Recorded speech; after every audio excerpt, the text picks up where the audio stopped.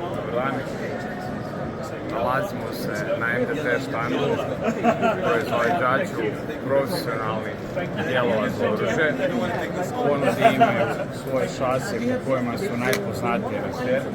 Između ostalog imaju i vrećicu za pucanje od lomljenog stakla na koje kad stavite pušku, puška doslovno postaje mirna kao da je u škripcu. Od šasija za ovu godinu možete sami pogledati šta nam se sve nudi. Znači, uglavnom su uspjeli na vrhunske taktičke šasije ugraditi i mogućnost preklapanja kundaka. Znači, ovo je najlakša trenutno šasija na tržištu.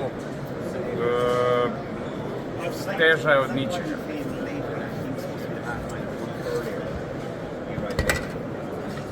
Znači, imate isto takvu šasiju koja je rađena od aluminija, koja je preklopiva za zahtjevne korisnike koji hodaju u planinu i love tek kad stignu na poziciju koju žele.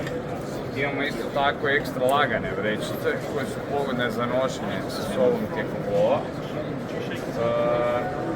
Sve te njihove vrećice imaju specijalno punjenje koje onemogućava pomicanje oružja prilikom cilja.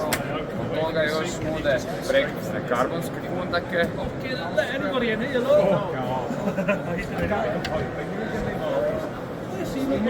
Nude taktičke šasije. Jako su poznate po svojim perfektnim ručkama za pucanje koje možete kupiti odvojeno i nude teške taktičke šasije za natjecanje u preciznosti.